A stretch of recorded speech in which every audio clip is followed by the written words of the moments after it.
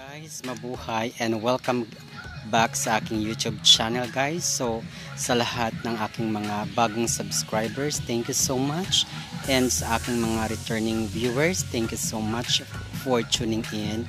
And guys, please share my video, like and comment down below guys. So you'll be part of this conversation.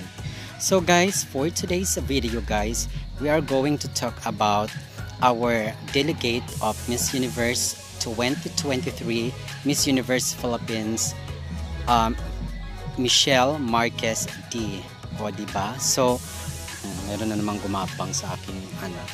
So yun na nga guys, I just want to say something, some reasons kung may basihan, mayroon bang probability guys na makakapasok si Michelle D sa finalist, no? And could even penetrate into the top 5. So, wag na nating patagalin guys, no? And eto guys yung aking mga nakikita, eto yung mga bagay na mayroon si Michelle D para guys makapenetrate siya sa even top 5. It's not really impossible na makapasok siya sa top 5. So first, number 1 guys is sincere to her advocacy. So sa mahabang panahon guys no, Michelle D is an advocate for autism. So as an example doon yung kanyang dalawang kapatid, she's taking care of her 2 autism's brothers. So guys, personal experience which it can really help her a lot, no? Kasi hindi peke no yung kanyang sali sa advocacy ng autism kasi personal experience niya yun. So yan, isa sa mga basis guys, isa sa mga magandang katangian para makapasok or makapenetrate si Michelle D sa top 5 finalist. Next is unique beauty. So it's undeniable guys that Michelle D has an oriental face, beauty. So pak na pak talaga siya guys panlaban pagdating sa El Salvador this coming November 18, 2023. Next is yung class and elegance ni Michelle D guys. Again, you cannot buy class and elegance, no? So Michelle D comes from a rich and famous family at galing din siya, ang kanyang mother is an international title holder, no? Si Melanie Marquez. So doon pa lang guys sa loob ng kanilang bahay, train up na siya ng kanyang mother. Next is strong credentials, no? Si Michelle D ay napakalakas ng kanyang credentials kung saan yan ang hinahanap ng bagong owner ng Miss Universe na transformational leader.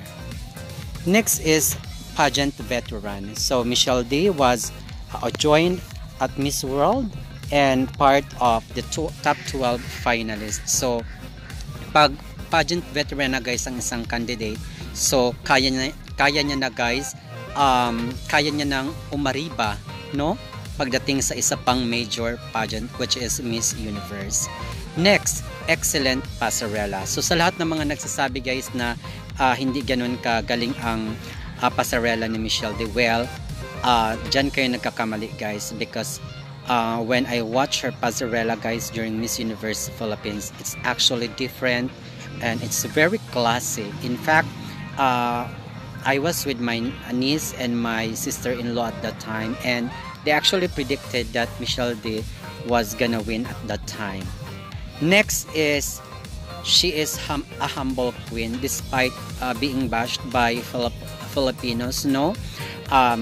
You know, she's unbothered queen, and that's what's more important as a queen, no? Hindi ka dapat pa-apekto because you know yourself eventually. You're a strong woman that no matter how people bash you, you continue with what you've been doing. So yan ang kanyang characteristic ni Michelle D. And last guys is she has an excellent comm skills, no? So as we have witnessed during the final Q&A, that's why she became Miss Universe Philippines 2023 guys. So napakagaling ng kanyang pagsagot sa question. So talagang may pasabog, very impactful, and yeah, So, yun guys ang mga reasons guys na aking nabanggit kung bakit si Michelle D ay may possibility na makapasok sa top 5 and hopefully she could bag the 5th crown for the Philippines. But of course, syempre marami pa rin siyang makakalaban na mabibigat. So to all Filipinos, let's just pray and support her. This time, bashing cannot help her, no? She's in the middle of this, or she's about to fight and to represent the Philippines. So let's support her at all cost. Let's support her all the way. Kasi guys, at the end of the day, pag nanalo siya guys, dala-dala niya rin ang bansang Pilipinas, and you will be proud as a Filipino as well.